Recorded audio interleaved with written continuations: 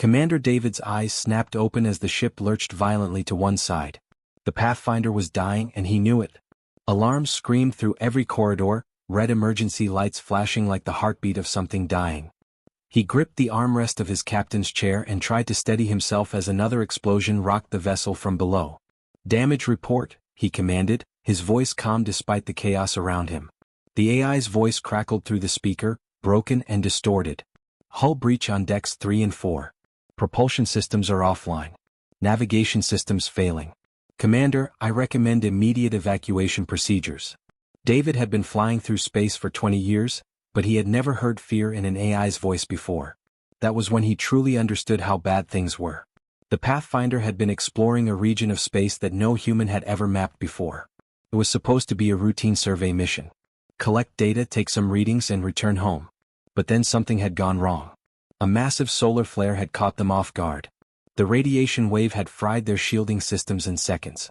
The ship's power had failed, and they were falling toward the planet below like a stone thrown into water. David pushed himself out of his chair and ran toward the emergency exit. His hands moved quickly across the control panel, shutting down non-essential systems and redirecting what little power remained to the engines and landing thrusters. It was not going to be enough. He knew that. But it might be just enough to keep the ship from burning up completely on entry. The planet below was called Xeric 7. According to all the databases, it was completely dead. No atmosphere worth anything. No water. No signs of life anywhere. It was just a rock floating in space, forgotten by everyone. Most pilots would have taken their chances trying to limp toward the nearest inhabited world, even if it meant weeks in the cold void with failing systems. But David knew that would be suicide. The Pathfinder would not last a week. He had to land somewhere. Xeric 7 was the only option. The atmospheric entry was like falling through fire.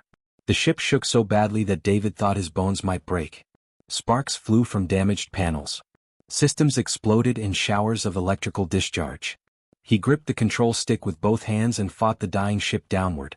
The heat outside was so intense that he could see the metal of the hull beginning to glow orange through the viewscreen. "Come on," he whispered to the Pathfinder as if the ship could hear him. "Just a little longer. Just get me down alive." With a final screaming dive, the Pathfinder punched through the clouds and David saw the surface of Xeric 7 for the first time. It was everything the data had said it would be. Dead. Barren. Endless cracks splitting the earth like a shattered mirror. The ground was rust-colored and nothing grew anywhere. Not a single plant. Not a single sign of anything living. He aimed for what looked like flat terrain and pushed the emergency landing thrusters to full power. The engines roared. The ship shuddered. For a moment, David felt like he was riding a bucking animal. Then, with a terrible grinding sound of metal twisting, the Pathfinder hit the ground. The impact threw David against the console. He felt the breath get knocked out of him. For several long seconds he could not move. He could not breathe. He could not think. Then, slowly, awareness came back to him. The ship had stopped moving. The alarms had gone silent. The red emergency lights had faded to nothing. David pulled himself up slowly and looked around. The bridge was a mess. Broken screens, sparking wires, and the smell of burning metal filled the air. But the ship was intact. Mostly. The hull was dented and scorched, but it had held together. He had made it. He had survived. David made his way to the emergency suit storage and put on his environmental gear. The suit was old but reliable. It had a built-in oxygen recycler that could keep him alive for about 90 days if he was careful. After that he would need to figure something out. He opened the airlock and stepped out onto the surface of Xeric 7. The planet was exactly as dead as the readings had suggested. The sky was a dull brown color. The wind carried fine dust that stung against the faceplate of his helmet. The temperature was cold enough to kill an unprotected human in minutes. But David was protected. For now. He looked around at the endless wasteland stretching in every direction. The only thing that broke up the monotony of the flat ground was a massive canyon that rose up from the earth about a mile away. David decided to head toward it. Canyons often had caves or overhangs that could provide shelter from the worst of the wind and dust storms. As he walked across the cracked earth, David felt very small. He was the only human on this entire dead world. No one knew where he was. No one would be coming to rescue him soon. The Pathfinder's distress beacon might eventually be picked up, but that could take weeks or even months. He had to survive on his own for a while. When David reached the canyon, he started to explore its depths. The walls rose high above him, and the shadows grew deeper as he went further in. He was so focused on looking for a good place to set up shelter that he almost walked right past it. But then his boot caught on something solid in the dust. David looked down and his breath stopped. Beneath the sand and dust and rock was something metal. Something smooth. Something that did not belong on this dead planet. He knelt down and carefully brushed away the dust with his gloved hands. The metal underneath was warm, even though the planet was freezing cold. He cleared away more dust, revealing a pattern. Letters. Symbols. And finally, a shape that was unmistakably the edge of a door. David's heart began to race. There was a ship here. On this dead planet. Buried beneath thousands of years of dust. He stood up and looked at what he could now see was a massive structure extending deep into the canyon. The metal was unlike anything in any human database. It seemed to shimmer slightly as if it were not entirely solid. David took a deep breath and placed his hand on the warm metal surface. "Open," he said into his suit's communication system, following standard protocol. Authorization, Commander David, United Earth Federation. For a moment nothing happened. Then the metal beneath his hand began to glow. The metal glowed brighter and David stepped back. A low humming sound began to vibrate through the ground beneath his feet. He could feel it even through the soles of his boots. The sound grew louder and louder until it seemed to fill the entire canyon. David covered his ears, but the sound was not coming from outside his suit. It was coming from everywhere at once. Then all at once the humming stopped. A massive section of the metal surface began to move. It was not a door opening like David had seen on human ships. Instead, the metal seemed to peel back on itself, like a flower blooming in fast motion. The edges curved smoothly, revealing a dark passageway that extended deep into the structure. Soft blue light began to emanate from inside, casting everything in an otherworldly glow. David stood frozen for a long moment. Every instinct in his body was screaming at him to run. This was not human technology. This was not anything he recognized. But another part of him, the part that had driven him to become an explorer in the first place, wanted to know what was inside. He took a step forward into the passageway. The moment his foot crossed the threshold, the light inside brightened. The walls of the corridor were smooth and curved, almost like the inside of a living thing. As David moved deeper, he noticed that the walls were covered with symbols and patterns that seemed to shift and change as he looked at them. Some of them glowed with a faint light of their own. Others seemed to be carved so deep into the metal that they created shadows. David kept walking, following the corridor as it sloped gradually downward into the heart of the structure. The air inside his suit's sensors told him something remarkable. There was breathable atmosphere here. Not just any atmosphere, but one that was carefully maintained, filtered, and controlled.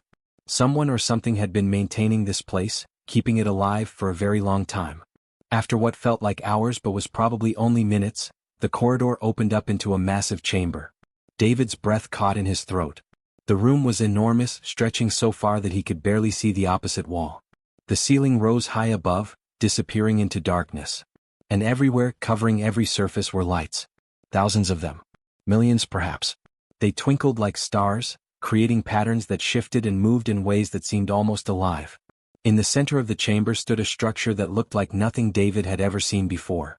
It was tall, perhaps 3 times the height of a human, and it was covered with panels, screens, and interfaces.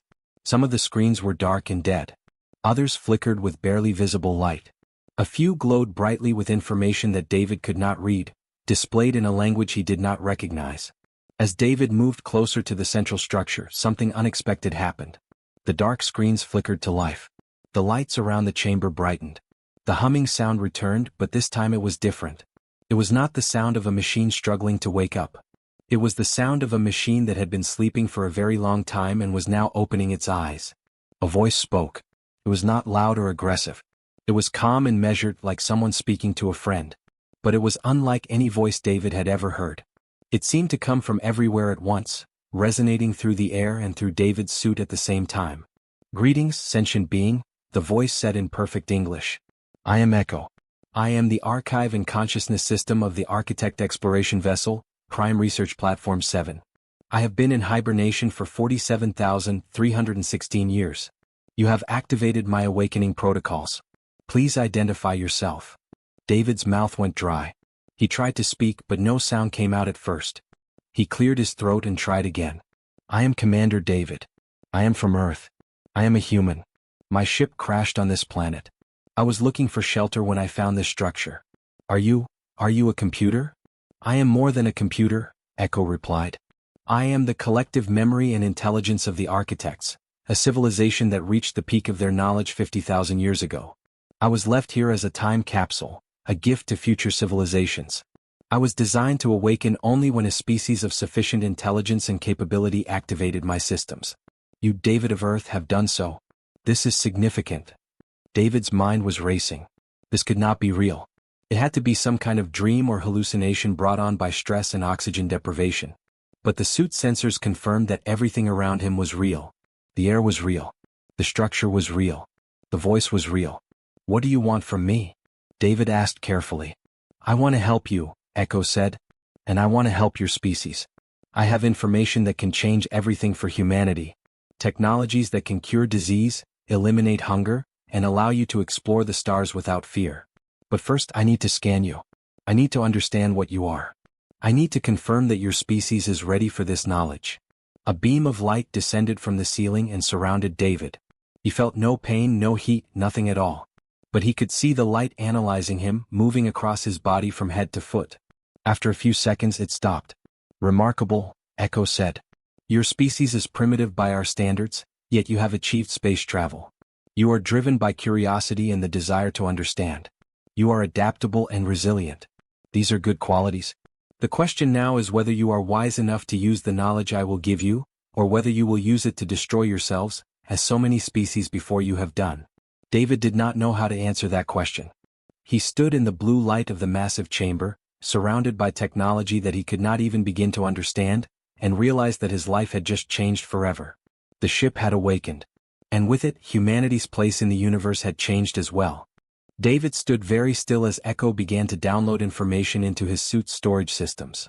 He could feel the data flowing into his equipment, filling up every available megabyte of storage space.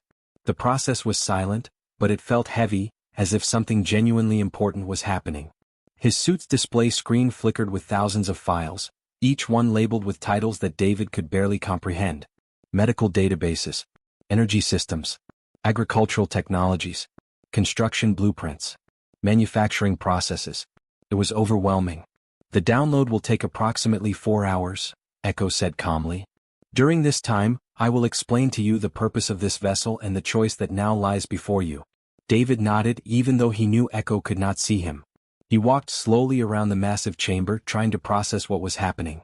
His entire life had been spent exploring space, discovering new planets and new phenomena. But nothing had prepared him for this. Nothing could have prepared him for contact with an alien intelligence that was thousands of years old. I was created by my species, the architects, Echo continued. We were explorers like you. We traveled across the galaxy, discovering new worlds and new civilizations. Whenever we found a species that showed promise, that demonstrated intelligence and the capacity to grow, we left behind vessels like this one. We left them as gifts. We called them time capsules. Our hope was that future civilizations would find them and use the knowledge inside to advance themselves. Why would you do that? David asked. Why help species that you do not know? Because we believed that knowledge should be shared, Echo replied. We believed that the galaxy was large enough for many civilizations to flourish. We wanted to see other species reach their potential. But we also learned something difficult over time. We learned that not all species are ready for the knowledge we offered. Echo paused. David waited, sensing that something important was coming. Come with me, Echo said. I will show you something. A section of the floor beneath David's feet illuminated, creating a pathway that led toward the far end of the chamber.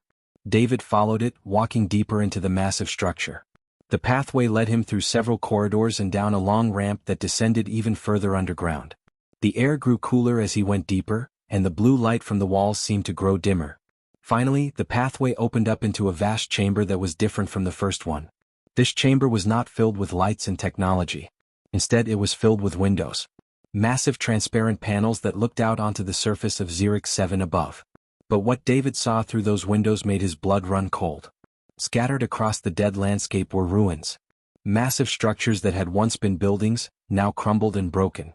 Towers that had fallen over, their remains stretching across the ground like fallen giants. In the distance, David could see what looked like the remains of cities, entire civilizations reduced to dust and rubble. This planet was not always dead, Echo said softly. 50,000 years ago, a species called the Meridians lived here. They were intelligent, creative, and ambitious. They had achieved a level of technology that was impressive for their stage of development. When my people discovered them, we believed they were ready. We left behind a vessel much like this one. We gave them access to all the knowledge you are receiving right now. We believed they would use it wisely. David stared at the ruins in horror. He did not need Echo to tell him what had happened. He already knew. They did not use it wisely, Echo confirmed. Within 100 years they had split into factions. Each faction wanted to control the advanced technologies we had left behind. Wars broke out. Not small wars. Not conflicts over land or resources. These were wars fought with weapons powered by the very technologies we had given them. Weapons that could destroy cities in seconds. Weapons that could poison the air itself. The Meridians destroyed themselves completely. Not a single member of their species survived. This entire world is now nothing but a tomb. David felt sick. He had crashed on the grave of an entire civilization. Beneath his feet, beneath all the dust and sand, were the remains of billions of beings who had once lived and dreamed and hoped for a future. Why did you tell me this? David asked. Why show me this? Because now you must make a choice, Echo said.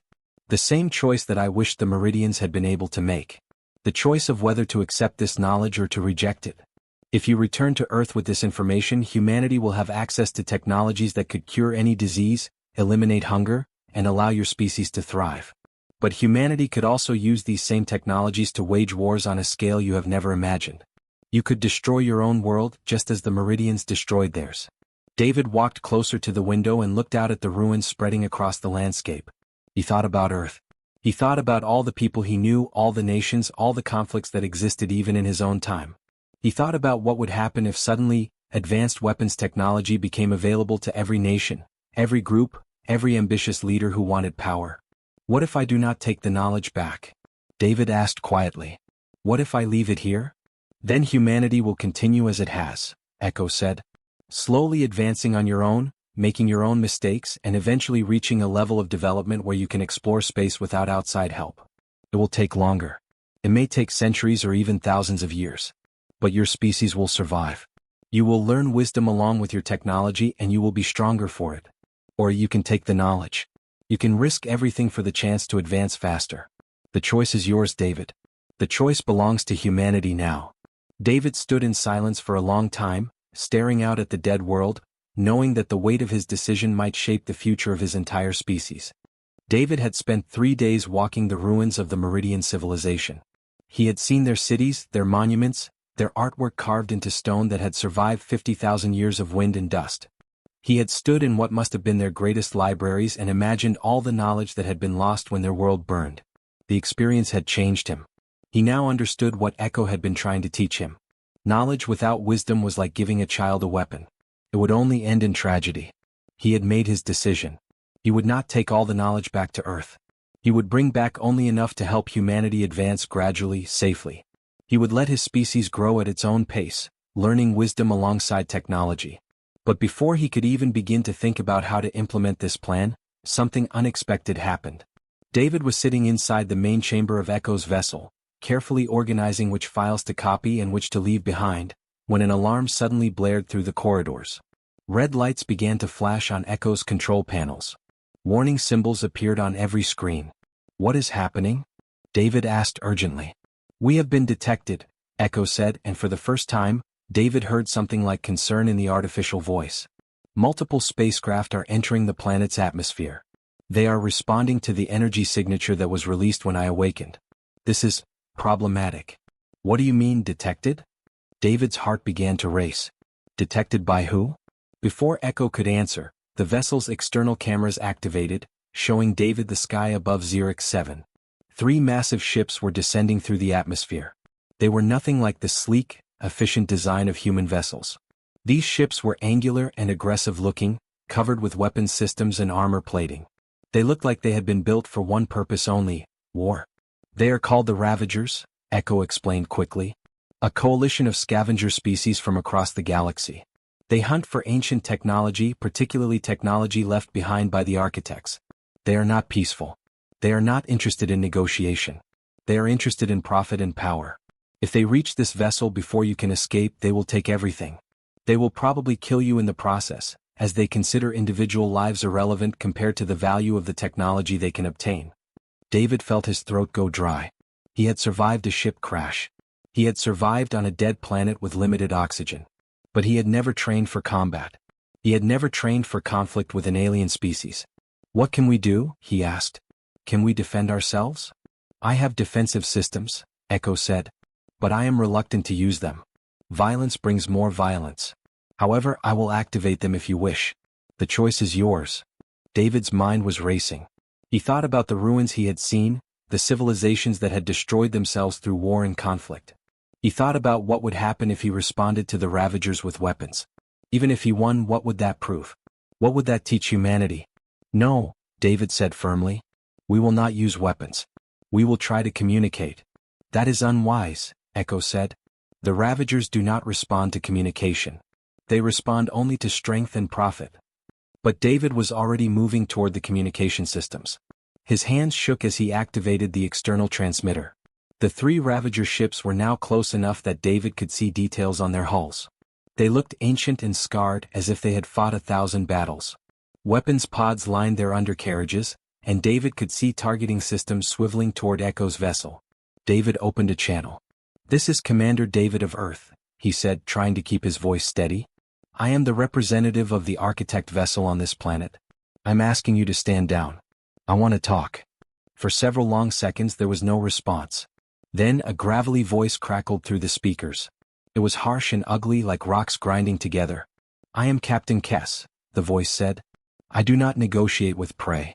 I take what I want. Power down your systems immediately, or I will destroy you." David took a deep breath. He thought about everything he had learned in the past 3 days. He thought about the choice he had made regarding the knowledge. He thought about what kind of message he wanted to send, not just to the Ravagers but to the galaxy itself. "I am not offering my ship," David said calmly. "I am offering you something better. I am offering you wealth beyond your imagination. Knowledge worth more than 1,000 planets. But only if you are willing to work with me instead of against me."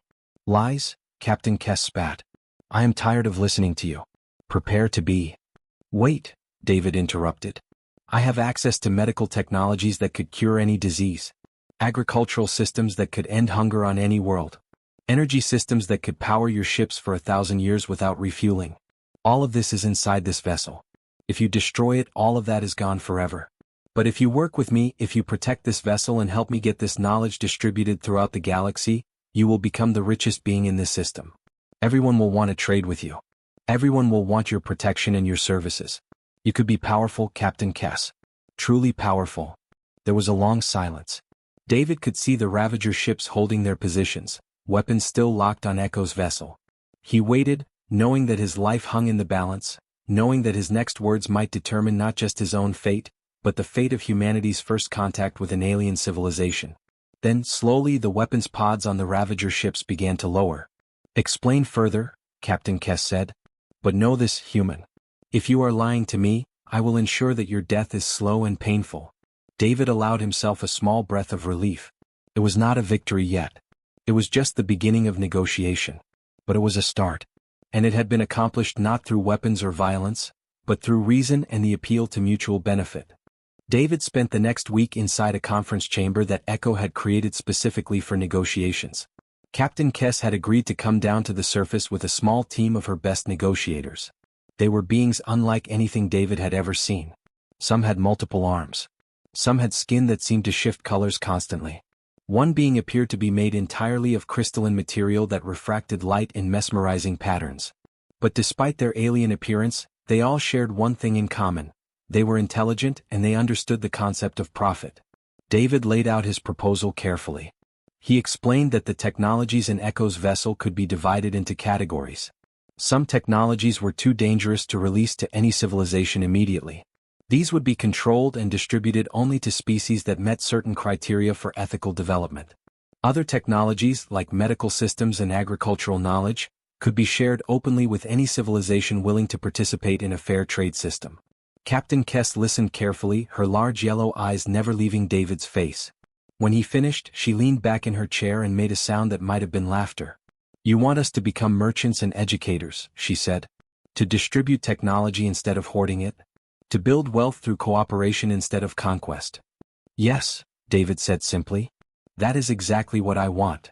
Why would we do this? Asked one of Kessa's negotiators, a tall being with purple skin.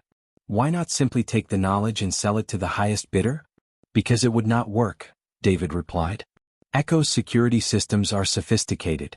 The knowledge is encrypted and protected. You could never access it without Echo's cooperation. And Echo will not cooperate with anyone who uses violence or coercion. But more importantly, the wealth you could gain through cooperation would be greater than anything you could get through conquest. Think about it. If you are the primary distributor of these technologies, every civilization that wants them will come to you. You will become indispensable. You will become powerful in ways that military conquest could never achieve. Kess was quiet for a long time. Then she stood up and extended one of her 4 arms toward David. We have an agreement, she said. But on one condition. You must return to your homeworld and convince your government to officially recognize us as partners in this endeavor. We want legitimacy. We want the Ravagers to be known as traitors and allies, not raiders and thieves. David shook her hand. I promise you, I will make that happen. Over the next few days, David worked with Echo and Captain Kess to organize the distribution of knowledge. They created a careful system where each technology was cataloged and assigned a security level. The most dangerous technologies, like advanced weapon systems, would only be released to civilizations that had demonstrated peaceful intentions over many years. Medical and agricultural technologies would be released immediately and freely to all species. Energy systems would be available to anyone willing to sign an agreement not to use them to fuel aggressive expansion. It was a compromise.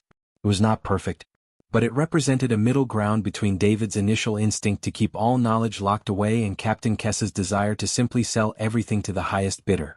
When the week ended, David prepared to leave Xerix 7. His oxygen supplies had been replenished from Echo's stores. The Pathfinder, though damaged, had been repaired enough to make the journey back to Earth. David carried with him a significant portion of Echo's knowledge, carefully selected files that could help humanity advance without causing harm. As he was preparing to board his ship, Captain Kess approached him one final time. You are an unusual human, David, she said. Most species we encounter are driven by fear or greed. You are driven by something else. Something we do not have a word for in our language. I think you call it wisdom. I learned it from a dead world, David said quietly. From the ruins of a civilization that chose the wrong path. I hope my species learns from that lesson. Kess nodded slowly. Perhaps your species will. Perhaps you will not. But now, at least, you have the chance to choose carefully. That is more than most species get. David returned to Earth 6 months later. His arrival sent shockwaves through every government, every scientific institution, every military organization on the planet. The discovery of Echo's vessel was the most significant event in human history. For several weeks there was chaos. Different nations argued about who should control the knowledge. Military leaders wanted to weaponize the technologies. Scientists wanted to study them. Politicians wanted to use them for power and influence. But David stood firm. He explained the ruins of Xerix 7. He told the story of the Meridians, the civilization that had destroyed itself. He showed the world what happened when advanced knowledge was released without wisdom to guide its use. Slowly, carefully, the nations of Earth began to cooperate. They created an international council to manage the distribution of Echo's knowledge. They agreed that certain technologies would be shared freely while others would be carefully controlled. 5 years later, David stood on the bridge of a new ship, the First Light, which was built using the technologies Echo had provided. The ship was orbiting Xerix 7. Below, the dead planet was being carefully preserved as a monument and a warning. The ruins of the Meridian civilization remained undisturbed, a reminder of what could happen if a species was not careful. David looked at the star charts on his display. Hundreds of other civilizations were now part of a growing network of peaceful trade and knowledge exchange. The Ravagers, now known as the Traitors Collective, had become respected partners in this effort. Humanity had taken its place among the stars, not through conquest or dominance, but through wisdom and cooperation. David thought about the lonely human who had crashed on a dead planet with nothing but his wits and his oxygen. That human had made a choice. That choice had rippled across the entire galaxy, changing the course of countless civilizations. He smiled and looked out at the stars. The universe was vast and filled with challenges. But humanity would face those challenges not as conquerors, but as partners in a great and peaceful community of thinking beings. The adventure was just beginning.